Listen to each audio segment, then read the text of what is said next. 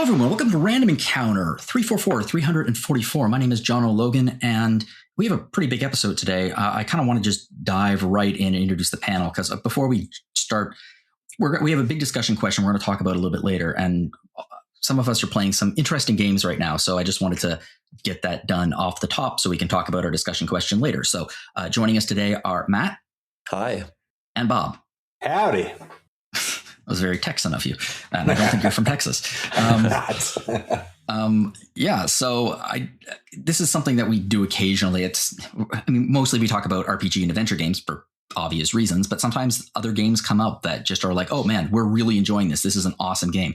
And Bob, you're playing one right now. Yes. Oh, Lingo. I'm between assignments on the site. So right now I am 62 hours and still going strong into Lingo. 62 hours. That's wow. Yeah. I can't stop. It is a game for wordies and people who like logics. Boxes are different colors, different heights, and they have different rule sets. And then you have to figure out what word matches the clue. Mm-hmm. And it is endless fun. It's like walking around a playground. There's like non-Euclidean sort of corridors. You warp around and stuff. None of it's BS. A lot of these puzzle games, sometimes you run into a few glitches here and there. Like, I don't really agree with that logic. Every single time I come up with an answer, if I'm stuck on it for a while, I get the answer. I'm like, it's that aha moment. Absolutely in love with this game. Yeah, I'm looking at it on Steam right now. It looks a lot like another puzzle game I played a few years ago called Antichamber. Yes, it feels a lot like that. Yeah, it looks really neat. And I guess if you love word puzzles, this is like the place to go. Absolutely. I actually have been playing puzzle games myself. I think I mentioned last week that I was playing through the Talos Principle 2. I just finished the DLC for that. And that was a just absolutely lovely experience. I really, really enjoyed it.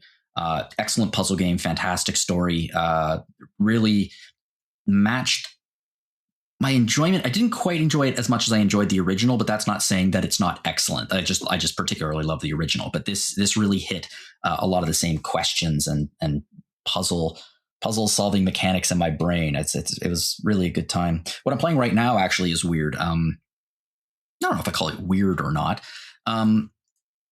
Dave Gilbert of Watchet Eye Games, he's the writer of like Old Skies. He did Unavowed.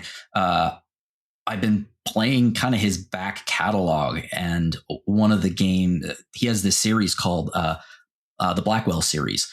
And it is about a spirit medium and her spirit guide. And they kind of just go around and guide spirits to their final rest who are stuck on this plane. And I think these are some of his earliest games that were commercially published. He released a game called The Shiva before that. But before this, he was a big developer for the adventure game studio, like Amateur Games, that kind of stuff. I think Yahtzee of Zero Punctuation or Fully Ramblomatic now also did some back then. And they're really interesting games because it's a really cool concept. They are very primitive as compared to his later games, but you can kind of see his game style and storytelling style develop as you play them. They were commercially available, but they're almost like a midway point between amateur and commercial, like in terms of the level of polish and logic and gameplay mechanics. I'm really, really enjoying them. I'm on the third one right now. There's a series of 5. And yeah, if you love adventure games and you certainly love Unavowed or Old Skies, then check out this guy's back catalog because he has quite a few awesome games. And Matt, I know you're just playing stuff for the site right now. Yeah, I am playing People of Note, which I'll probably come back and talk about like in the near future. But between RPG fan stuff, I am like lately playing Remedy's game. So I played through Alan Wake for the first time, the remastered. Ooh. And yeah, and like I loved it. I love like the kitschy cheesiness of it, like the Twin Peaksiness of it. And I'm now playing. Was it inspired by Twin Peaks? I had no idea. Yeah, just like the game that we're going to talk about today was inspired by Twin Peaks. But yeah, and now I'm playing Control, which is like, to be honest, people talk it up over Alan Wake, but I kind of prefer Alan Wake's like gameplay. But Control has a lot of great like mind bending things, and like the aesthetic, like the backroom style, Matrix style aesthetic is really, really cool. So I'm really excited to play Alan Wake 2 next. I feel like the beauty of Control is, it's in the setting, and I really like the storytelling of that game. Casper Darling is one of my favorite video game characters in the last many years. I love Casper Darling in that game. Infinitely entertaining character. Anyway, well, let's get talking about some games that we've also played. You guys have played for the site. And we're going to start off now with you, Matt. We're going to talk about Life is Strange Reunion. So this is obviously the latest entry in the Life is Strange series that has been going on for, many years now. 11 years. Whew. Yeah. I believe, it was originally developed by a French team, Don't Nod Entertainment. Then American developers Deck Nine Games took over. They're published under Square Enix.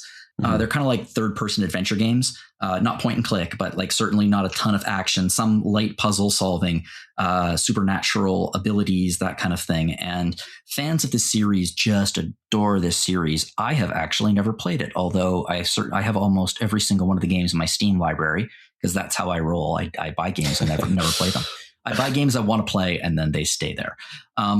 So I'm curious what your experience with the Life is Strange franchise has been over the last couple of years leading up to this entry. Yeah, I mean, I'm not a devout fan of the entire series. Like, I played Life is Strange 1 when it came out on like PS4 and PS3 in like 2015. And I liked it. I connected to it because like it was made for people my age. Like, I'm the exact same age as like the main characters in the game. Born in the same year. And it was a French developer at first. So like, I liked the weird Americanisms that they made. Like, it's very much like, the French developers making a pastiche of Hollywood and like TV. Their impression of American culture. Yeah, right. And like, it's reflected in just like all the tropes and things that they use. Like, it's very Twin Peaks inspired, like we said. And just like, it was very tongue in cheek for a lot of it, I feel like. But the drama was also really interesting. The sci-fi time traveling elements were also very interesting. Like, it was like a great season of TV. I kind of fell off the series, like, because Life is Strange 2, which was also made by the same developer, was like a totally different setting and different characters. And it wasn't until the prequel was also developed by Before the Storm was also developed by Deck Nine. Yeah, which are the American developers. That's right. Yeah. And so it wasn't until like 2 years ago, I think 2024, that Deck Nine made Life is Strange Double Exposure, which is like returning to the first game's protagonist, Max Caulfield. And that caught my attention again. I'm like, oh yeah, like what's Max up to now? Now that she's like approaching 30 in the game. And so, yeah, this is like Reunion is like the game that I was really waiting for. And I think a lot of fans like are most caring about are like Chloe and Max, the relationship between the two characters, the friendship and or romance. We can maybe spoil the first game in this episode. I don't want to spoil it for you, Jono, but basically, like, where's Chloe? What happened to Chloe? And this game finally delivered on like what fans have been really caring about, I think, for the last decade. Yeah, I'm actually the only one on this podcast who doesn't have an extensive history with this series because, Bob, I know that you were the Life is Strange reviewer for many, many years. You have like, I think you reviewed all of the originals when they were released. I'm looking at it now. Before the Storm, you did 2 and True Colors. Yes, enthusiastically covered the series. I absolutely love the series. The characters, the writing, the dialogue, all of it, the vibes, the music. Check. It seems like the kind of series that I would really, really like. It's just one of those. It's one of those series that I'm like, okay, if I play this, I know for a fact I'm going to be playing all of them in probably a short, concentrated period of time. This doesn't seem like the kind of series where I would just start the first game and then be like, I'm going to take a year off. No, this seems like the kind of game that I would finish the first game and be like, okay, I guess I'm playing Before the Storm now. Yeah, yeah. Before the Storm, I would argue is even better than the first game, but I know that's a different opinion from the majority. So, as you mentioned, Matt, this is a direct follow-up to some of the previous titles in the series, specifically, actually, Life is Strange and Life is Strange Before the Storm. It's really bringing it back to the beginning. But it is also advancing the storyline that we have had over the last while with Double Exposure. Double Exposure was released 2 years ago. And it's still taking place in the same place, Cowden University, which is a smart plan because I imagine they probably get a little bit of asset reuse out of that. If they're smart, they do anyway. So right off the bat, what was your impression when you started playing it as compared to like the previous games in the series? Because I know it looks better. Yeah, I think like I was so happy to see like the performance and the visuals, because like I think the first Life is Strange and like Before the Storm, like they deserve better visuals than what they were given. And this game is like absolutely gorgeous to look at. I mean, like the double exposure was set at Caledon in like the wintertime, and this is set like the following autumn. So like you have this like beautiful autumnal foliage in the background, and like they keep a bit of the painterly effect that the series has kind of like used for the backgrounds. But the characters, like facial animations, like convey so much more emotion than they used to, especially for like Chloe and Max and like the main core cast. Yeah, it's beautiful. It's smooth. And I only ran into a couple things like pop up for textures when like a new scene is loading, which, you know, this game takes a very cinematic camera for like ambient kind of shots and like establishing shots. So like there's a lot of pop in during that. And then maybe once in the game, there's a nighttime scene where they go to like a Eyes Wide Shut style party. And the scene starts and it all is in like negative imagery where I'm like, wait, why is the sky white and like everything is black? And I realized, oh, it's a glitch. So I had to like reload the game. But I thought like, wow, what a design choice, right? Like, oh, like a camera. Yeah, right. I couldn't tell if it was like intentional, but yeah, just reloading it and that went away. So yeah, very smooth. In your Life is Strange remastered review, which actually was posted like 19 days ago, you specifically say it's very Lynchian, David Lynchian, and that is a very David Lynchian thing to happen, including like reversing time in that first game, like as in like rewinding and going backwards, like people speaking backwards. There's a lot of that kind of stuff, but not here. Well, this game actually returns to that mechanic, which was in the original game, and that's actually one of my favorite gameplay and storytelling mechanics, which is time travel. I'm just going to mention it to everyone listening in case you're like thinking, I don't know if I want to. We're not. There's going to be no spoilers here. We're going to be talking in general, like some of the characters and things like that, but we're not going to spoil any of the actual events of the game. But I think we can spoil that. How does time travel work in this game, as it's one of the powers that we have? Yeah. So like the first game, Max's core powers return, where like you hold the L2 button and you can like reverse time. You press L1 and it will like reverse time to the last decision that you made. And this can be used, for example, like in branching conversations where it's like you gain information from a character, rewind, and then use that in like that information as leverage to convince them to do something, which is, you know, very emotionally manipulative when you're doing it to Max's friends. And even like the people that are aware of her powers will be like, don't rewind this. Like they will like tell her like, you know, you better not rewind this kind of thing. Right. You know, and I would say though, in general, like there were like huge amounts of time where I forgot that Max could even rewind time, which is crazy to say. Like it's not so much the focus of this game. Like there are very few puzzles in terms of like environmental puzzles. There's a few conversational puzzles, but the first Life is Strange was a little bit obnoxious of like, Max is knocking everything over and then it's like you have to rewind and like put a pillow under it so that it doesn't break. And like there's a ton of that stuff, collecting beer bottles and like kind of menial tasks, right? But this game has much, much less of that. And the core is really like the dialogue and the character drama. But I will say like the core premise though is like Max is now a teacher at Caledon University, a like guest photography lecturer, and she comes back and finds the university is on fire, and she finds like all the people that she loves die. And so she, for the first time in like a decade, she sees a photo taken a few days earlier and she jumps back into that photo, which is something that she kind of decided she'll never do again after the events of Life is Strange 1. And so she has basically a weekend to find, how does the fire start? How do I stop the fire? And like, who is behind this? So there is like a core mystery at the like narrative's heart. Yeah. That's really cool. Yeah, it's a good book. And like obviously as an inciting incident, that is pretty heavy. But as you say, despite the fact it's pretty heavy, the game also features, I guess it's autumn and it has a very cozy feel to it. Like it's early. If it's autumn, it would be early days of the first semester at this university. So looking back on my own university days, a university has a certain special feeling at that time of year where you're like, you're just into it. School's not new anymore. You're starting to get into a rhythm and it starts getting a little bit comfortable. Yeah, big time. I mean, like I will say that this game relies on the cast of Double Exposure. So you really kind of have to play, like, I would say Life is Strange 1 specifically and Life is Strange Double Exposure to like fully get the enjoyment out of this game, because the core cast are like Max's newfound friends and like found family, you know, of Caledon University. And that lends to the coziness of it. Like there's, you know, the relationships are already established and like a lot of characters have already been through an arc of some sort. So yeah, it's more just like, I don't know, it just feels like a return of like your favorite elements from those two games that I mentioned. But the coziness, despite like, you know, the impending doom of everybody that you love, you know, it's such a slow paced game and it really takes its time. Like you could beeline through the objectives and like experience the game in like maybe 7 hours or so. But a lot of the game, like just like the first game, is walking around, enjoying the scenery, interacting with the environment, and like hearing Max's comments on like, you know, the stuff that she's looking at, you know, like she's very punny, she's very witty.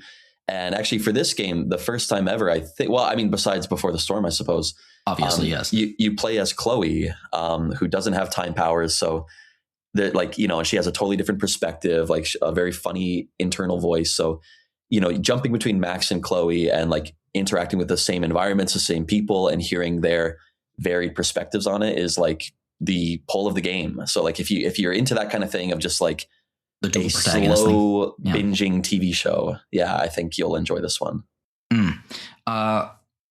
You say, like you mentioned, that the game has a much slower pace as there are few puzzles available. I guess that the tension of the game then is maintained by the story and the character interactions. Yeah, big time. And like, especially the character interactions between Max and Chloe, like there's some history there, as I understand it. No spoilers, but even I know that. Yeah. And no matter what decision you made at the like climax of Life is Strange 1, it respects both of those decisions. And like, I really want to play the game again, choosing the other ending of Life is Strange 1 without spoiling what that is. Because this game is all about the ramifications of that. And like, to be honest, you know, you can read the stats, you can read the trophies, you can read like the percentages. Most people play this game and they romance Chloe as Max. And so like, kind of like the return of like, hey, like we're picking up where we left off, and the will they, won't they is like the big draw of this game. It has definite like romance novel vibes, like that feeling. So yeah, it's very warm. If I recall correctly, 11 years ago, when this game first came out, well, the first one came out, I think it was 2015. Yep. Gay representation still was like in place. You would see it on television, but in video games, it was rarely seen with characters as young as they were. And that was rather groundbreaking at the time. And I think it's kind of interesting to see how that queer relationship has developed into their 30s now. That's something that you rarely see in any kind of media, actually. Yeah, like, I mean, this game is very like progressive, and like the cast is like, you know, the first game is like very white, and it's like a small white town. I think that's kind of the draw of it. Like, hey, there's more going on beneath the surface than what may appear, right? This game, like, it doesn't have that like draw where like, hey, everyone has a dark secret. Like, it's very earnest and very warm, and like everyone feels like adults that have already moved past like their teenage angst. You know what I mean? And the cast is like very diverse and very like, you know, they have unique perspectives on life. And I hate to say this because like I know some people might complain about it, but I don't feel like this game shoves anything down your throat. You know what I mean? Like there's no like soapboxing of any kind on any political spectrum. You know, it just is like these are people that are friends with each other and care about each other. And like that warmth really shines through. And I think like anybody can enjoy this game. Let's talk about some of the, I don't want to say problems. I don't like to say problems, but there are a few things about this game that unfortunately quality of life features that aren't really there that really should be. One of the ones you mentioned is that there is no readable log for conversations, which seems like a big absence for this kind of game. Yeah, I'm surprised by that. Like you know, we were talking about Pentiment like recently, and that also doesn't have a log. Like on one point, like you really have to pay attention to the dialogue when there is no log. But I found that like the dialogue choices, like the kind of Mass Effect style, like press square, triangle, or circle and choose a response, they were very vague at times, like often 2 or 3 words. And like I'm like, okay, I'm listening very carefully and intently, but like, I don't know what Max is going to say if I choose that. You know what I mean? And honestly, like with Max, like you can always rewind if you make a big screw up. But kind of the annoying thing about this game, and this is true for the previous Life is Strange games, is that you can't skip any dialogue. Like it's fully voiced and you have to listen to everything. You can't press a button and skip to the next line. So it kind of forces you to like watch it and take it all in at their pace. So yeah, there were times where like, you know, you're making a key decision and it's like, oh, well, I didn't mean to say that. Like, you know, nothing too egregious, but in Chloe's case, you can't rewind. So it's like, oh, I wish I didn't react in that way. But just like life. Yeah. And life is strange. I guess this is a carryover from the period, because if I recall correctly, this was the major criticism at the time of Fallout 4, is that you actually didn't get to see what you were doing. It was just like sarcastic, or like it was like a one-line description of what you choose your character's type of response is going to be, rather than exactly what they're going to say. It makes me think of LA Noir, where it's like it's literally just like doubt, and you press the doubt button and the detective is like, you dirty rat liar. And it's like, whoa, like I did not mean that. Like that's way too strong. So no, there's doubt, and then there's reacting to doubt violently. Yeah. So it's not a huge thing, because like there's not that many like groundbreaking or like earth shattering decisions that you have to make. And the game will kind of tell you like when it is like a big pivotal moment, the game will like freeze and it will like the screen will split left and right. And it's like this way or that way. And like you kind of feel like, okay, this is like the choice that really matters, not like being slightly rude before this. Obviously, you have the central mystery, which is like what happens in the fire. But this game does have a lot of, I guess, environmental investigation, where you're checking out all the various aspects of the environment. I believe there's an in-game camera. The setting really does inspire you to pull that out every now and then. Mm-hmm. Yeah, I mean, like the original games, there are like collectible photos that you can take as Max, and I like how in this game, like the old one, you would find something at the right angle and just press the arrow button, and Max would pull out her photo and take it herself automatically. This game, you actually get to like line up the camera yourself, and you can use various camera techniques like double exposure and take your own photo that will save in your journal. I liked that aspect of it, but there's much fewer photos to be taken in this game than in Life is Strange 1, for example. Chloe, on the other hand, like she's not a photographer, but she is like a sketch artist. So she'll sketch out like a doodle of something in the environment. So yeah, there is like that kind of puzzle aspect in a way. But even beyond that, I just liked taking my camera out and like looking at the environment and like taking a screenshot on the PlayStation. Cause it is like very, very beautiful to look at. I do think it's kind of interesting that the time travel mechanic for a lot of other games would be like, there's a lot of puzzle solving potential with time travel mechanics. But this isn't what this game is interested in doing. This is not a criticism, by the way. It just seems like this game is interested in using it in a storytelling manner, not to actually use it as a gameplay device outside of what you mentioned with conversations and things like that. And even that's a little bit more character focused than you would expect a time travel mechanic to work. Yeah, I feel like, you know, at this point, like it's been done in the series. Like every time travel puzzle that they could think of was kind of done in Life is Strange 1. And they weren't even that like fun, to be honest. Like that wasn't the draw. I don't think anybody likes those parts of the original games. So the parts where like they use the time travel in this game for like narrative purposes, like during like a less interactive cutscene, is really clever. Like there were moments where like I was laughing, and like there are high tension dramatic moments that I don't want to spoil, like both in terms of action, but also in terms of romance, where the time travel is used in a truly creative way that, like, you know, I really, really appreciated. So yeah, I'll leave people to like experience those moments for themselves, but it is used in a great way that hasn't been done before. I think that one of the major reasons why there were quite a few people, let's just say, nervous about this game, because it was wrapping up the story of these two characters that have been around for 11 years now. And the story for this, the game has gone in different directions with different characters since then, in True Colors and a few other games. They were nervous about it. And it sounds like you feel that they managed to stick the landing. Yeah, I truly think, like, you know, people criticize Life is Strange Double Exposure for like disrespecting the first game. and like disrespecting Chloe, who was like a fan favorite character for a lot of people. I think this game truly brings together like the best of both worlds, you know, which is kind of the point of it, right? Like you have the characters that you love, and the characters that they focus on from Double Exposure are also like the strongest characters from that game that make a return.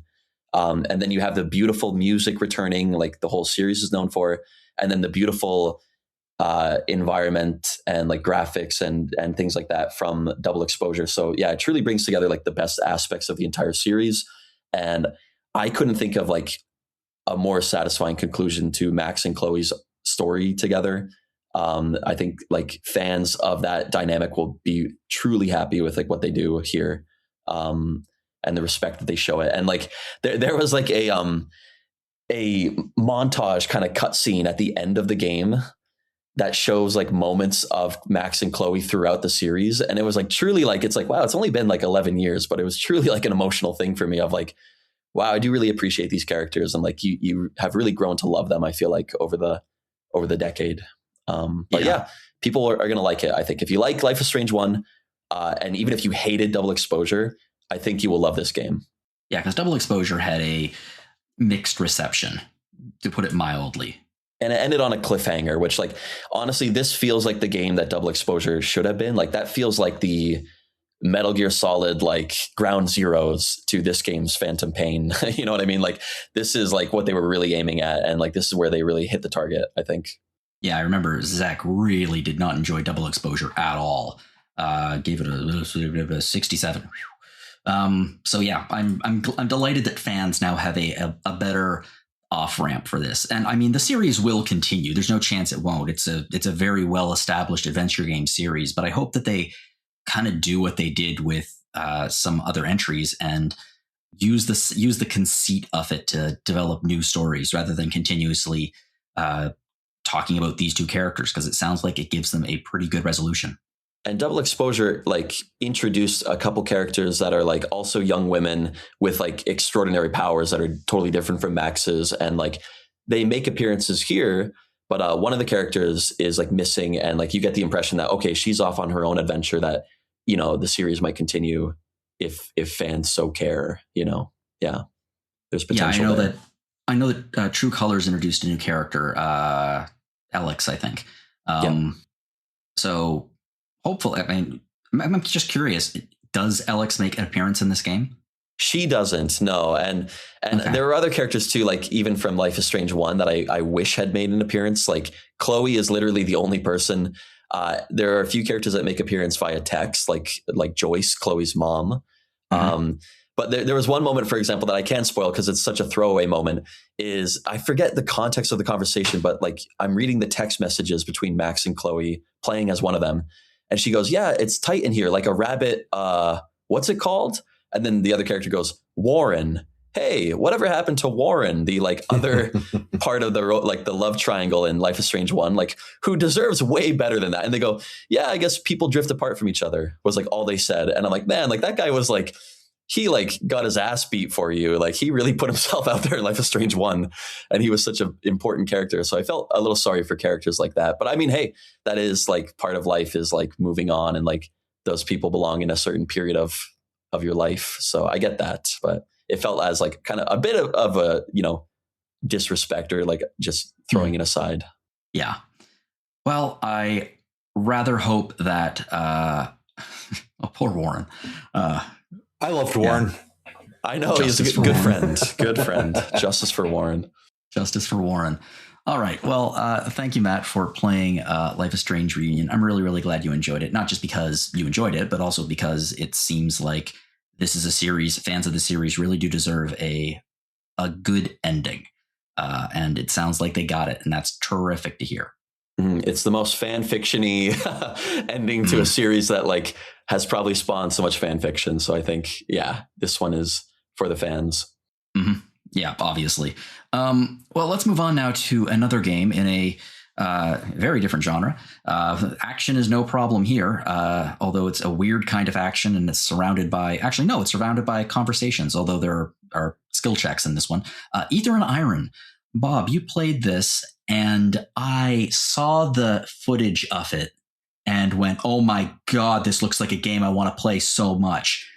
Like everything about this visual style just makes me tingle. I love it. It's set in like, it's a noir game. So like kind of set in that 1930s style. It's set in New York City, but it's a very retro futuristic 1930s New York City. And I imagine, based on your review and what I've seen online, it really does replicate that noir style of storytelling, but put into this retro futuristic setting. Yeah, I apparently need to do more research on decopunk stuff. There's a term for everything, I guess, these days. So the setting is, like you said, that 1930s aesthetic, but it's futuristic at the same time. There's this resource called Aether or Ether. I heard it pronounced both ways. Mm-hmm. And what it allows humanity to do is create floating islands away from the polluted and trashed earth beneath it. So kind of relatable to a lot of what we're dealing with today in that respect. So with this new technology, humanity is able to do some marvelous, tremendous things that are very futuristic for something that's set almost 100 years ago. So like decopunk apparently is this like diesel punk optimism where it's I was going to say diesel punk, but it looks happier.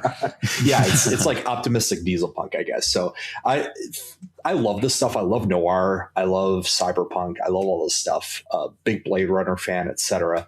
I should really just do more research on this genre. Anyway, as far as Aether Iron is concerned, they make a case for why you should love this sort of aesthetic. Like you said, it's a beautiful place to behold. It's New York City in the sky.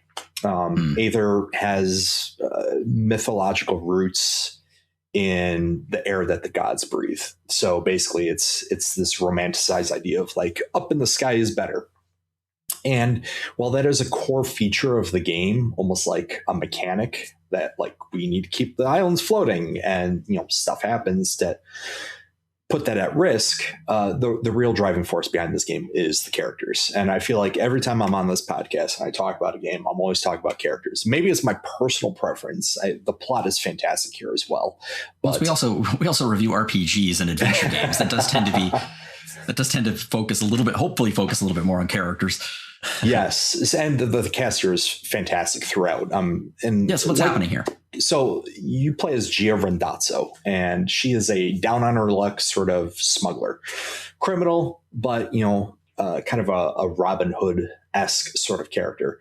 And she used to be pretty noteworthy, and then she earned the nickname 8-Shot Rendazzo. And you eventually learn what 8-Shot means, and she's kind of earned the notoriety that came with that nickname. And it's hard for her to get work. She's kind of like a bounty hunter, smuggler type person. And then this mysterious fixer who's very powerful, well connected, but no one knows anything about him, asks her to do a little escort mission from the uppers, which are the better floating islands, down to the lowers, which are the less good floating islands. And so she has to take this clad in white researcher, is incredibly intelligent college student, basically, and take her research papers and get her down lowers. That's the job. Just move her from point A to point B. Of course, it's not that simple. Along the way, a bounty hunter clad in black chases after her, and then you engage in some car combat. And you kind of get away. You are able to secure a safe landing in the lowers, and then something happens, and then the plot spirals out of control. Gia, our main protagonist we play as, she ends up landing with an underground rebel group that's trying to upend the rule of the barons. The barons are basically tyrants who use different ways of controlling the masses to meet their own ends. And the underground doesn't like that, because what ends up happening is the poor and the have-nots end up suffering way more than those who have. So you're doing a lot of good. Again, parallel to our world. Yes. It's a lot is relatable here. And so there's multiple things going on. You got Gia's past, 8-shot Rendazzo. You got to, figure out what's going on with Nelly, the brain that you're basically escorting around. You got to help the underground group. You got to overthrow the barons. And then more stuff gets thrown on you. Conspiracies, secret groups. So it's just like so many plots going on at once, which I love in games like this. It's 30 hours plus game. But it's constantly shifting your focus. So you never get bored just doing one storyline. You do a little bit of this, and then this gets woven in, and they work together seamlessly, and they're walking together in stride, and then the plot shifts, something happens, and then you're addressing a different part of the plot. The writing here is immaculate. I have so much respect and love for the story that's been put together here, as well as the dialogue. The dialogue is heavy in that cliche noir sort of romanticized poetry about how terrible the world is and how terrible my past is. And, this is the world we live in. And, it's just another person who's trying to take advantage of another. So it's a little negative, but like a lot of great stories, you don't stay in the trenches. Things get better.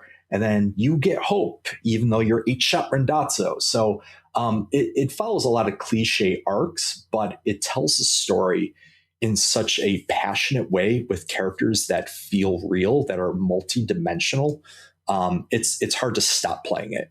And we were fortunate to get a code very early, like earlier than I've ever gotten a code for a game. So I was able to, get some breathing room in between play sessions. And it was hard for me to take a break from it because I just wanted to keep walking along with these characters. I have to say that the art style of this game specifically, I know it's decopunk, diesel punk kind of subgenre, but what came to my mind was a tragically forgotten but groundbreaking 2004 sci-fi film called Sky Captain and the World of Tomorrow. Oh yeah, heard of that? No, I want to see it now, though.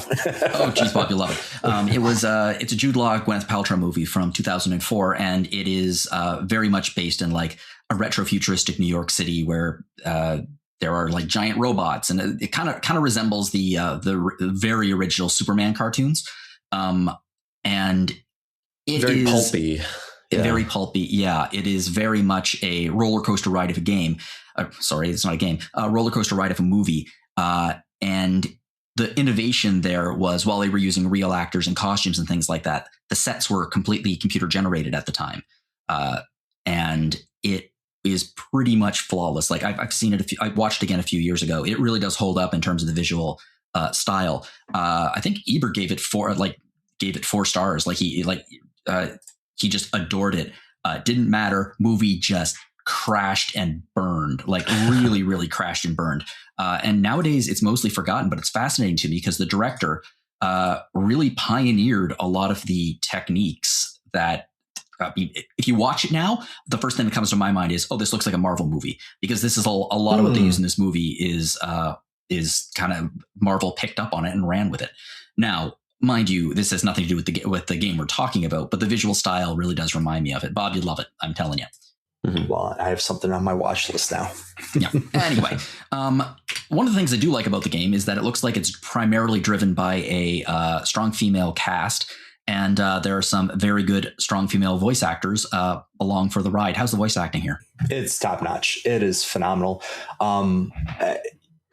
It's tough in a game like this when like we're reviewing it, so we're critiquing it, and I'm trying to parse out, is the writing just fantastic and these voice actors were delivered a fantastic script, or are the voice actors bringing a script to life that maybe is not as good as it feels like? Good voice acting can really elevate a weak script. And in some of the games I've reviewed, I've said these voice actors are good. They were handed a bad script. In this case, I really do think it's both. It's hard to parse out which is better. They're walking hand in hand. I love that it's a female-centric cast. I think we need to see more of this. I think we need to have more moments where I don't bring this up because it should be the norm. It should be the expectation. We have strong character. It doesn't matter if they're male or female or whatever. They should just be strong characters. But, we live in the real world. And I think, if you're looking for a game that's not going to throw an agenda at your face, is not going to feel ham-fisted or anything, these are just great characters and they're female. And there's no damsel in distress necessarily. This is a fantastic game where you see the way the world should be.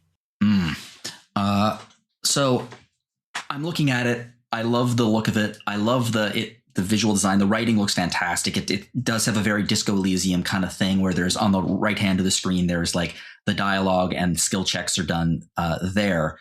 But at first I saw it and I was like, oh, this looks like an amazing kind of Disco Elysium like. And then I was like, oh, there's combat. Wow, that's some weird ass combat. It is different. I guess it really does work with a diesel punk representation because it's about cars. But so why don't you tell me about the combat in this game?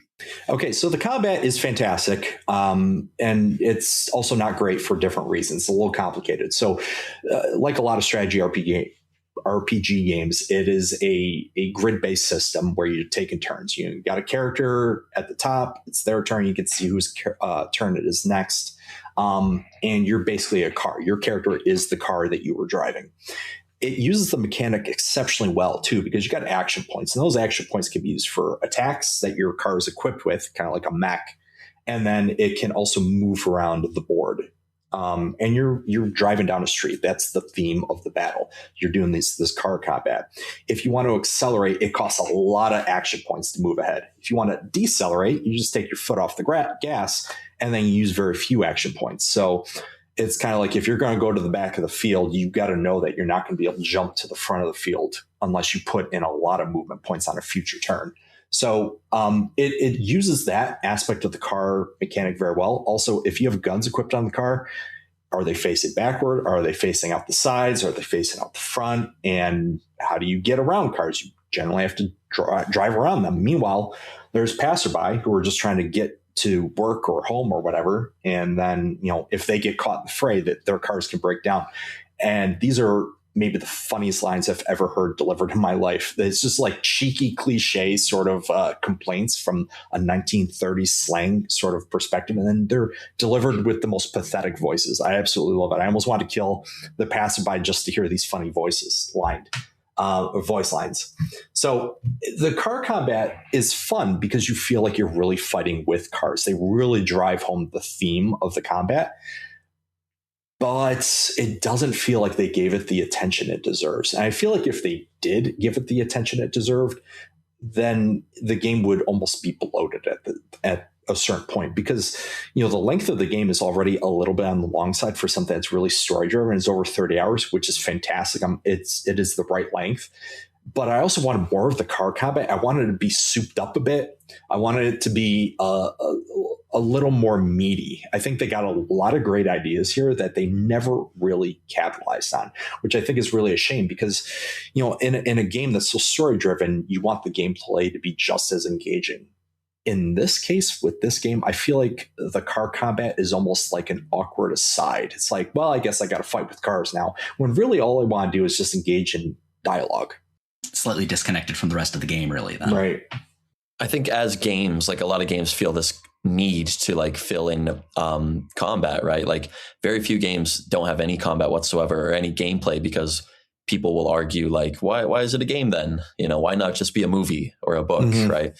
But I mean, like Life is Strange as well. It's like I like that they leaned into the story over the gameplay, which is like what I care less about. So yeah, it's too bad to hear that about this car combat.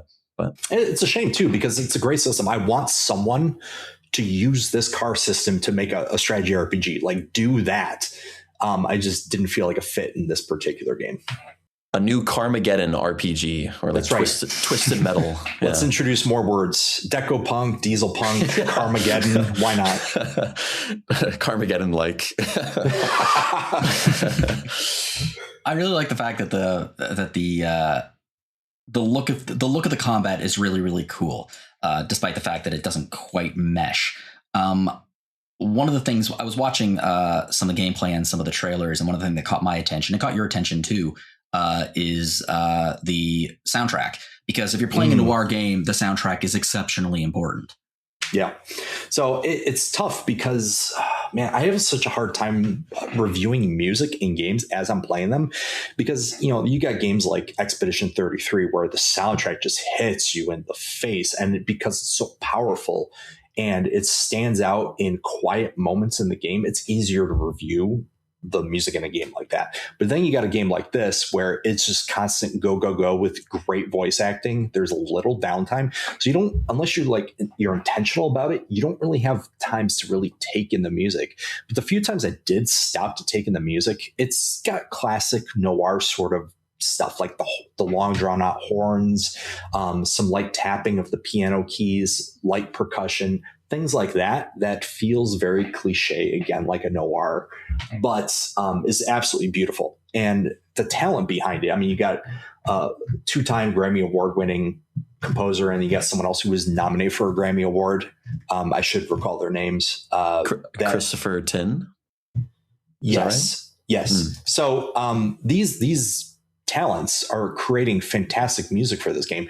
And again, it's kind of a shame because like it almost it's a backdrop to the incredible voice acting. It's more like you're more conscious of as you're playing it. I think it's like the sign of a good soundtrack though, like depending on like what the intention is, but like a good soundtrack shouldn't be like too distracting. You know what I mean? Like it's like good writing. It's like it's there to service a story and like not to distract you in a way, right? Yeah, compliments it, buoys. It doesn't necessarily. It's not singularly why you're playing the game. It is an enhancer. It's like a good amount of seasoning on a fantastic dinner. Mm-hmm. A good soundtrack should support the story and the acting in a way that the story and the acting should support the good soundtrack. Like it is very much it's one of the ingredients that needs to be there for everything to work properly. Mm-hmm. If you're ever curious about some other thoughts that we have on music, I recommend you check out Rhythm Encounter. Shameless plugs. Love a shameless plug. I love a shameless plug. Do you guys do what I do? Like when I play a game, I usually like turn all the volume down like 80%, like to 80%. And then I leave the music at 100%. Like that way I can hear it a bit more because I'm a big soundtrack guy as well. But I don't do that. But I understand why you're doing it, because I think the music in a game like this is phenomenal. It's almost where my attention is. It's not even a volume issue. It's just, I want to hear more of the script. I want to hear more of the story. Just keep moving. I don't want any downtime. Let's keep going because I'm in love with these characters. Let's talk about the other characters for a second. I'm curious because your party does grow as the game goes on. Yep. Tell me about some of your other favorite characters. So Nellie is, the quasi damsel in distress. She's actually a really strong character. I hate painting her like that, but initially you're there to escort her. And she's, a go-getter youth who's very enthusiastic about science, is bold about her research. If you challenge her on her research, she gets extremely defensive. Again, a flawed, layered character, which are typically the best characters in any story. You've also got Luca Mazzi, who you meet him eventually later on, who is a union head. He works on the docks, but he's also a boxer on the side. He's kind of like your loyal bulldog. He's kind of like a good-natured, wholesome guy, but he leads with his fists. So again, a flawed protagonist. You got Sophie Salzer, who is kind of a second hand to a matriarch in one of the islands that you go to. And this matriarch is the Baron, and she works underneath that Baron. She's not happy with how mom's ruling things. So you end up engaging a lot with Sophie, who also oversees orphan girls who get taken into the organization to be, again, part of this female entourage that leads the island. She's got a lot going on because she's conflicted. I don't like what mom's doing, but at the same time, I want to stay loyal to mom. So she's, again, a very layered character who's got differing goals depending on how you approach her. Needles is an old fling from Gia's past, maybe more than a fling. He does a lot of the same work Gia does, and he's kind of a good person to talk to because it gives you insight into Gia's past and some of the challenges that she's had, as well as how is she dealing with those challenges now. Needles still matters to her, but she's also kind of pushing Needles away. So it's this very complicated dance where it's not as simple as I still love you or I hate your guts. It's like I kind of feel both, and it depends on how you choose the dialogue. So I did not do multiple playthroughs, but there are multiple opportunities in this game to take dialogue in a different direction. And I have absolutely no idea what this different direction would even look like, the whole choices matter thing. So I can't say if your choices really do matter, but I can say the way the dialogue plays out, it feels like your choices do matter. Something that you said earlier in this conversation, which you experienced a lot of bugs in this game, because we got it so far ahead of time, which, hey, good. Thank you. Please give us it ahead of time. I think that we maybe got like a pre-release candidate. Like we might have gotten a super, super, super late beta. And because of that, there were some issues there, including, tell me some of the issues, because there's one I think is just really funny. This is why I had long gaps in my play session with the game, which I was torn about because I wanted to keep going and have that like consistency, not forgetting the details and all that. But I wanted to see if they were going to update and patch the game while I was playing, because it didn't feel right reviewing a game as good as this with the layer of, hey, there's a lot of bugs and nonsense going on, especially it being an indie project. But anyway, the most jarring of the bugs, the one that me as a player, the one I would dislike the most is the save system, which I've never encountered a save system like this, where you can save the game anytime you want, but the game will decide, no matter at what point you saved it, to pull you back to a checkpoint. So you may think you have saved it with a certain level of progression within a part of the story, and then you'll have to replay like 10 minutes of dialogue or decision making. And it's a little jarring because your expectation going into the game is, I'm going to pick up where I left off. And then you're actually not doing that. You have to redo things. And you're like, okay, I know I was intentional about what dialogue choice I had. Which dialogue choice was that? And you're like creating a different future unintentionally. It's a little frustrating. And it's something that I've not encountered with an our game. There's also long load times. They did suggest changing the settings to make the load times change or maybe reduce the bugs. That didn't seem to matter in my playthrough. There are black screens where I just had to Alt F4 out because the game was completely frozen. And even though I could hear things, the visuals weren't moving. And this is the fun one. It's like a blooper reel at times where the actors were misreading lines. There were multiple occasions. It wasn't happening a lot, but it was happening like 10 to 20 times I encountered when I played. A character would read part of their line and then like pause and then reread the line. And you could tell what's happening. Like they weren't happy with their delivery, so they went back and reread the line.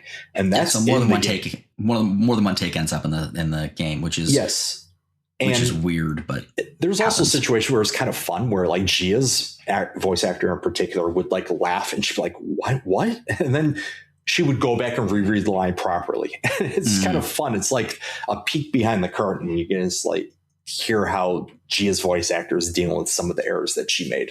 Obviously, it's not what you want to see in the final product of the game. I thought it was kind of amusing. We actually don't know that that's the case. Like we said, we got this way ahead of time, and the game doesn't even come out until tomorrow. Today's the 29th. I think it comes out on the 30th. So by the time that people hear this, and if they want to play the game, I suspect that most of these issues are going to be ironed out. The point is that the game is feature complete and playable from beginning to end. It's not a broken game at all. No, I didn't really get any crashes. I mean, the worst of that sort of stuff with the black screens is a minor inconvenience, though. Yeah, I have to admit, for their first game, I think it's Seismic Squirrel is the developer, and I think it's their first game. That's pretty darn impressive. Yeah, I mean, again, the writing. Especially for something this ambitious. Yes, it is quite ambitious. The length and the magnitude and the quality of the story. Mike went to PAX and he met the developers, and he asked me to generate some questions for them. So look on the site for an interview that Mike did with them at PAX, and apparently they really enjoyed the questions. So one of the questions I was asking was like, what was the impetus for the story? Why did you tell this kind of story? How do you feel about noir as a cliche trope? All this other stuff. Apparently, according to Mike, like they went into a robust detail about the actual history of New York City at the time and pulling characters from the actual history to inspire some of the characters that we have in this story. That's cool. I love that historical foundation, and it makes me want to learn more about the actual history of New York City, which is probably the best compliment I can give the story. That's really, really cool. And I'm delighted that you enjoyed this game. It looks so cool. It just looks cool. And it's the kind of game that I want to see succeed, especially since it's their first game. I guess we're going to find out tomorrow when it comes out, but I think it deserves some looks. I mean, God knows. I sent this to Amanda. It's literally Amanda's exact fashion style. She's like losing her mind over these costumes. She likes Gia's pants? Gia's pants. I think she owns Gia's pants. Actually, that's awesome. No way. Like, oh, those look familiar somehow. Yeah. So it's just a real cool looking game. And yeah, stay tuned to rpgfan.com, and you can hopefully see some of the answers to those interview questions. Well, I want to move on to the discussion question now. We're not going to talk about this for very long for two reasons. One, we're running out of time, and two, I hate it. But we're going to be talking about AI in games because this is something we've been talking about a fair bit lately for obvious reasons. And there have been a ton of developments regarding AI use in video games over the last 2 weeks since we last recorded our episode. And I would like to have a quick chat about them. So I think the biggest story is DLSS 5. So DLSS, or Deep Learning Super Sampling, it's not one thing. It's a collection of technologies that are used to basically upscale graphics.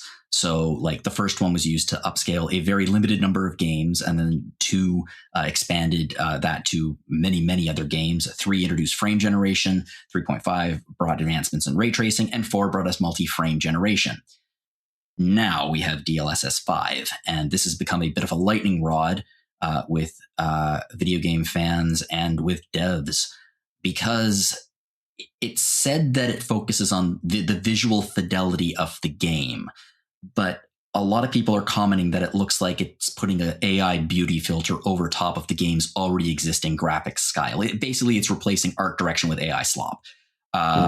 And in some cases, I was watching the footage, and I always try to be objective about this, because it is very, very easy, especially when it comes to AI, to get on the hate AI bandwagon, because I am not a fan of AI, but as a consequence of that, sometimes I feel that I'm tempted to go along with it.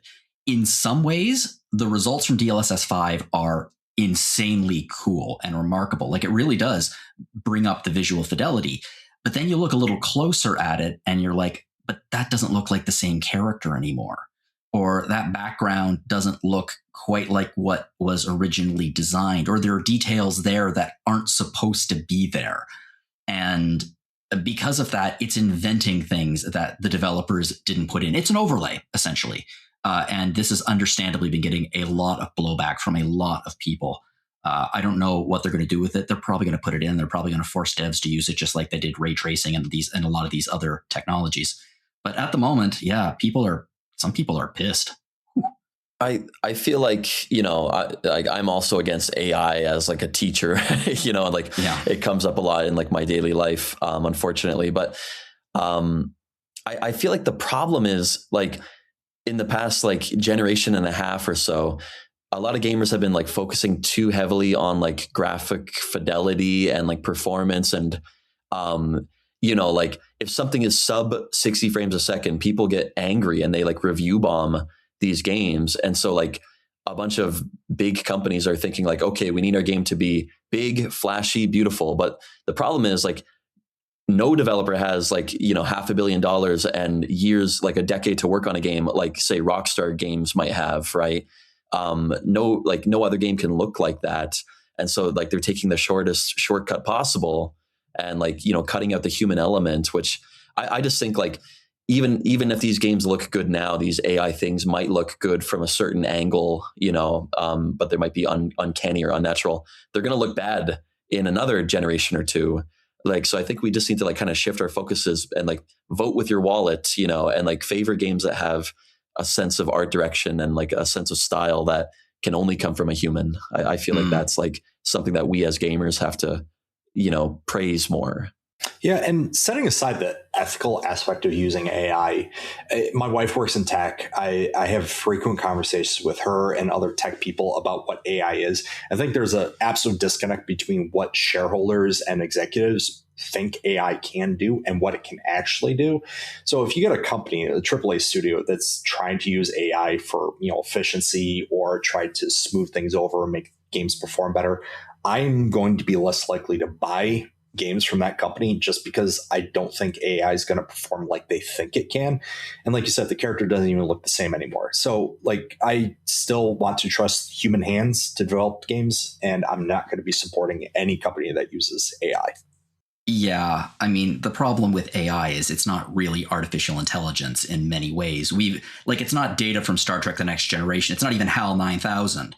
Because HAL 9000, when told to close the pod bay doors, is like, I can't do that. If you ask ChatGPT, it'll be like, they're open. Thank God it's not HAL 9000. They're open. No, they're not, Hal. They're not open. I'm looking at them right now. Oh, I'm sorry. I must have made a mistake. Anyway, speaking about some games that have AI in them, we're going to talk about those very briefly now. So there is Crimson Desert, which was a big game release. It joins the alters in players finding AI-generated placeholder art assets in the final game. I'm just going to go through all of these, and then we can pick out which ones we want to talk about. Some folks at Warhorse, the developer of Kingdom Come Deliverance 2 and the director of Kingdom Come Deliverance 2, have come out loudly in favor of AI use in games in the last few days. And also there is a story that we've only heard his side of it, but apparently they fired their translator, their Czech to English translator, in favor of going AI translation only in the future, which is just tisk. Wrong way. Fantastic PR decision in this climate. Capcom has stated... Oh, go ahead. I was going to say, like, try having a conversation through Google Translate, and you'll see how there's no way. Yeah. Capcom has stated that they will be using no AI-generated content in any of their games. However, they will be using it for, quote-unquote, improved efficiency and productivity. And finally, Owlcat Games, they are the devs behind the Pathfinder and Warhammer games and the highly anticipated upcoming Mass Effect like The Expanse Osiris Reborn. They have announced that they are using generative AI to iterate faster on development, but they have said that all AI-generated placeholder assets will be removed and replaced by human-created content by the final release. That's a lot of news that came out in the last couple of weeks. It's just a non-stop waterfall of not terrific news for this industry, I think. And is the bottom going to fall out at some point? Like, are they going to realize we're spending a lot of money on this stuff and it's not delivering, and we're taking a PR hit at the same time? Or is this actually the wave of the future? I mean, we're at a real big turning point here. I have to admit, when I look at this, I know that a lot of people are celebrating. They really, really want the AI bubble to pop. Looking at how much of the world economy is now relying on AI investment, I'm actually not hoping that it pops, because it's going to make 2008 look like nothing. It's going to make the Great Depression look like nothing if this suddenly collapses like a house of cards. I mean, the graphic cards will be available, but no one will have any money to buy them. I have to say that Capcom's statement is the only one, and this can be interpreted in any number of ways, and you can never trust PR statements from a company. But when using AI for improved efficiency and productivity, I think that's actually some of the best use of AI. Like, I have no problem with if you want to run a email that you write through Gemini and say, do a spell check or do a grammar check, proofread this. Like, fine, good. I actually think that's a fairly decent use. Otherwise, I'd have to toss it into Grammarly, and actually Grammarly is getting to that point anyway. But it's the creation of content using AI that I think is decidedly the problem when it comes to AI in games, is my opinion. And I do feel like we have to like step back outside of our like RPG fan bubble. And like, obviously we're all very passionate about the industry and like about art in general. But I think like, and I'm not talking down to anybody outside of our like specific hobby, but it's like the general populace, I think, is excited about the use of AI and like excited about the efficiency and convenience of AI. So I think like, you know, there might be a vocal minority of like people review bombing things on Steam or whatever, or like people upset on Twitter or whatever.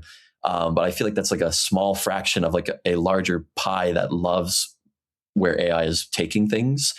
And, you know, I do think too, like, unfortunately, like, let's say, for example, in writing's case, if you're generating writing using AI, I see it every day. I see people cheating on their essays using AI, and to them, they think it's good. They think it's natural. They think that it's better than what they could do with their own minds. You know what I mean? But from like a critical, professional, point, like I see that and I go, no, this is like worse. Like, I'd rather have you make your thing, because you're losing that human element, So I think like in general, people don't appreciate like the human element enough. I don't know. The kids are not engaging with an essential part of the learning process, which is, you made a mistake. The writing isn't as good as it may have been with AI necessarily, but this is how you learn to become a better writer. If you're just relying on AI, you're not going to become a better writer. And the industry is not going to become better if we rely on AI. Yeah, exactly. Yeah. And if you Google search anything, like sometimes the AI suggested results are adequate. A lot of times they're not, though. I've punched so many things into, and I check the sources. I'm like, where are we getting this information from? It's like Quora. it's like Reddit. It's like, this is definitely not the kind of sourcing I want for a statement that is framed very confidently as if it is actual fact, because the grammar and the language of what the AI generated makes it sound like the right answer when it's totally based on opinion or misinformation. I was genuinely worried about the public embracing the generative AI portion of ChatGPT, Gemini, etc. But ChatGPT just closed up Sora. And Disney, they had a massive $1 billion deal with Disney of investment to put Disney characters into Sora, and it's gone. So yeah, there's still video generation apps, obviously, but the one that people really recognized and got the most mainstream traction was Sora. The fact that they took it away makes me hopeful that perhaps the enthusiasm is starting to wear off for this kind of generative AI. Yeah, sorry, but the only Sora I want with my Disney characters is Kingdom Hearts. Stop. Oh my God, stop. Oh God. Yeah. Can you cut that, please? I know some people, Slowsy included, would argue that Kingdom Hearts was AI slop before AI slop was a thing, but I'm curious as a teacher, do you think the solution to this is less emphasis on essay questions and that kind of thing, and more emphasis on application of knowledge in class? Like, for example, if there is an essay question, you're writing it out on paper, like in the classroom where there's no internet, like that kind of thing, where you have no choice but to write it yourself, or the just standardized testing where questions are asked. Because it seems to me that this kind of kills the traditional essay style project in a way that's going to be really, really hard to maintain in the future, especially as this thing gets better and even starts losing some of the fingerprints it has now, like M-dashes. I mean, yeah, think about like from a young student perspective where, like, let's say in Japan where I teach, like they might be writing an essay to get into for an entrance exam to get into like a junior high school, for example, right? The whole point of that essay is to like show your personality and show your individuality and make points that haven't been made before. And is that not the like leveling up the age? Like that's the whole purpose of like a dissertation or a thesis for like a grad student, right? It's like, if I just regurgitate what has been done before, who cares? And so if we're going to AI for information and like the promise is, yes, soon enough, AI is going to be on the level of a thinking human. It's like, yeah, I don't trust half the humans in the world or more. Like humans are wrong all the time. So like, why is that like the goal? Like we already have that bar set that I can already consult 8 billion humans' opinions. And like, that doesn't mean I want to. So like, it has to come from within, and like, I maybe like for me personally, like the AI that I am most enticed by is like art generation, because I'm a terrible artist and I see that and I go, oh, that's pretty cool. Like my ideas can come to life. I think that's how people would see things like writing or music or things that they might not have expertise in, And so like, I get it. Like from an outsider's perspective, it's like, hey, maybe this could open the gate for me, but like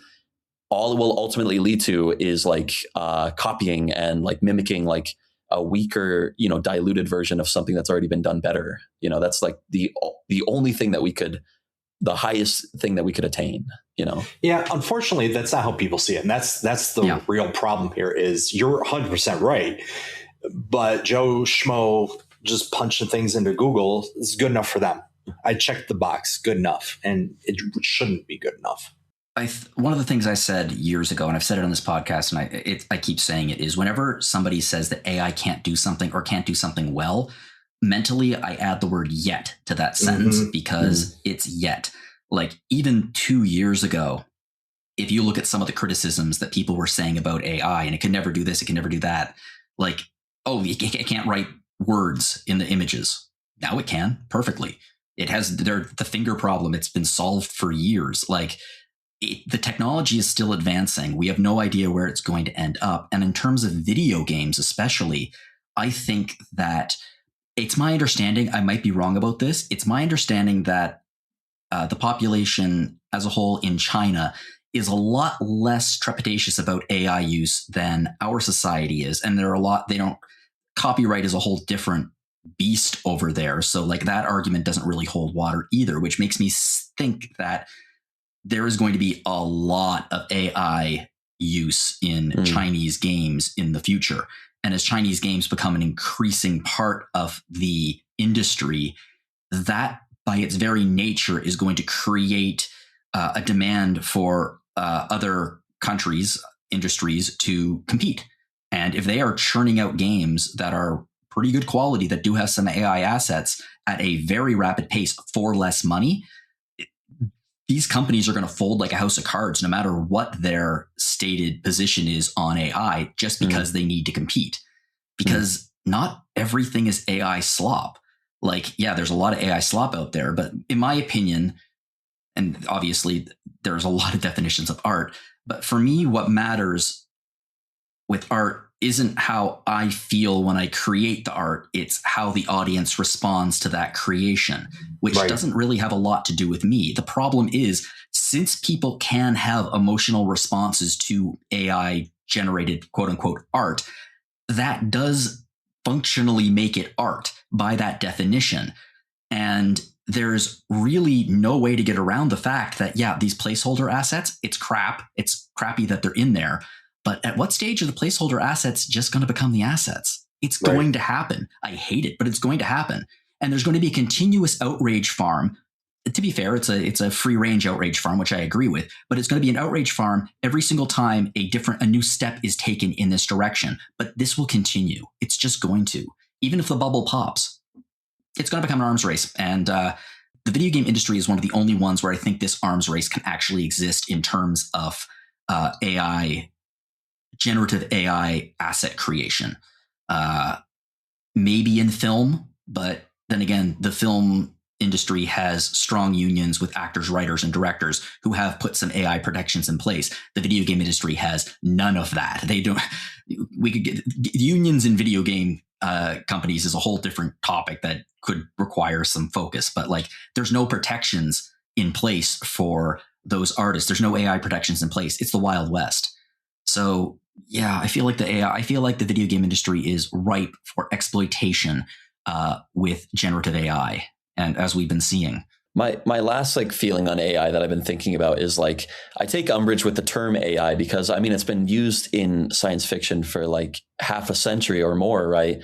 And I grew up dreaming about AI. I was a huge Isaac Asimov fan, and the idea of robot emotions, and the point of artificial intelligence was the what's the word I'm thinking of, the shift or the pivot, where they truly become self-thinking, and that's the danger of so many novels, but I think people assume that it is intelligent, but it's no, it's just parroting what we do. It's not Lieutenant Commander Data thinking for himself and discovering his own emotions and painting his own paintings in the later seasons of Star Trek. But people, I think that it is, or give it the benefit of the doubt that it is, but it's no, it's just looking at you, and it's a monkey on a typewriter, but it's just a more convenient version of that monkey.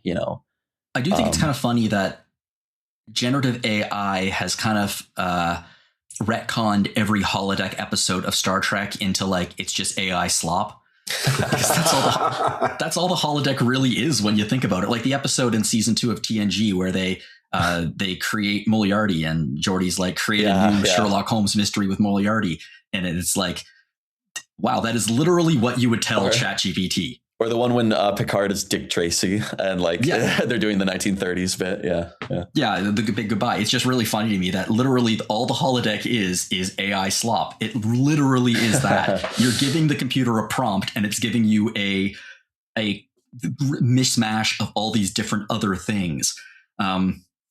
Anyway, folks, yeah, this is a conversation that is obviously going to be going on in every industry, and certainly the video game industry. It's just my fear that we've gotten such an avalanche of news about it in the last 2 weeks, and I don't see that stopping anytime soon. I think when Naughty 3 hits, we are going to suddenly we're going to get hit so hard with just generative AI in games, stories nonstop, because they're just going to start being seen. And eventually, like right now, the placeholder assets that are being seen, that's an interesting story for the news and for games media. When like 20 games are found to have AI placeholders in them, that's no longer an interesting story and it won't be covered. Like that's just the reality of where it's heading right now. It's where the money is, and that makes it relevant, like it or not. Yeah, exactly. It's funny in terms of all of the arguments about how we need a faster iterative process and we need to save money. I'm like, by that logic, AI devs would be the ones who want to use AI to save them money. But funny enough, they're the ones who are defending the creation. And it's the AAA games industries, many of which people would call slop even without AI, who are really pushing this technology use forward, which is kind of funny when you think about it. My last like feeling here too is like, to play devil's advocate for a moment is like, I wonder if like in a few decades, like how we will see AI, like once it's been like long integrated into art creation. Like I think of like reviews that I read long ago, like in some film class of like the initial black and white movies, like the one of the train pulling into the station.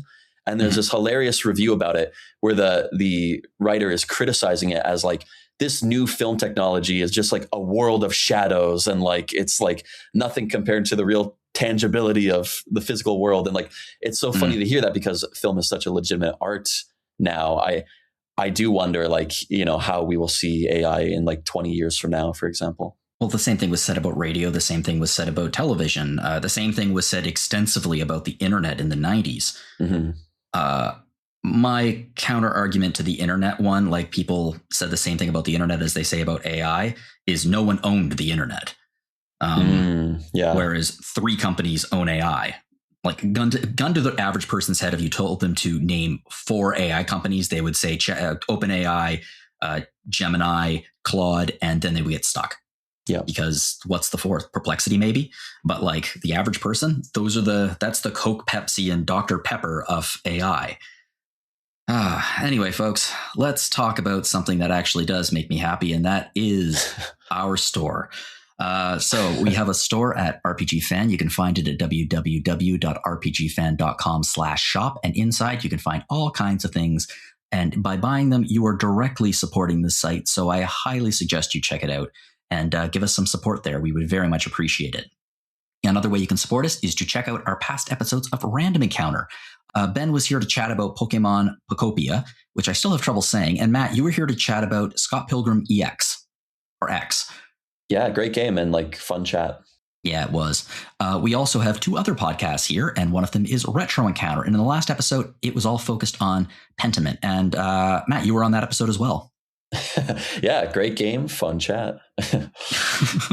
Yeah, Pentiment looks like a really cool game. Bob, I know you reviewed it. I haven't played it yet. But outstanding. Again, outside the box stuff. Yeah. And we also have Rhythm Encounter. We were talking, I mentioned that earlier in the episode. Again, it's still kind of beginning of the year. Things are a bit of a train wreck right now, trying to get like all of the news and everything. Anyway, the point is there hasn't been a new episode for a little while, but the last episode has been the best video game music of 2025. And that is a fantastic episode that really does reflect on some terrific music. And if you give it a listen, pretty much every one of those songs comes from an amazing soundtrack. So it's a really great place if you want to catch up on some great music. So I give it a listen and then check out those albums. If you'd like to get in contact with us here at Random Encounter, you can fire us off a message at podcast@rpgfan.com. If you have any ideas for discussion questions, we can, rant like we did today. Maybe send us something a little happier. That would be lovely. And if you'd like to get in contact with me directly, you can do so at my email, jlogan@rpgfan.com. And you can also find me at Blue Sky at johnlogan.bsky.social. Matt, where can we find you online? Read all my writing at rpgfan.com, or read my personal fiction writing, sci-fi short stories at mattwardellwrites.wordpress.com.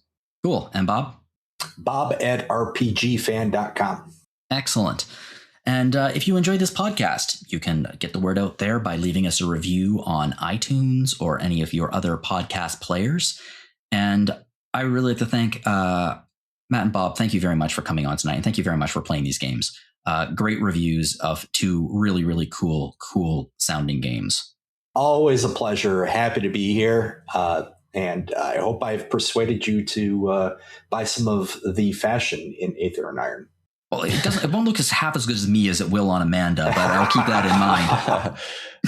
You've inspired me to like drive my car around shooting up things and like crashing into places. So why not? Thank you, Bob. I think that's a whole genre of Japanese movies, isn't it? It's Carmageddon like. And everyone out there, thank you very much for joining us. And whatever you are playing, have fun.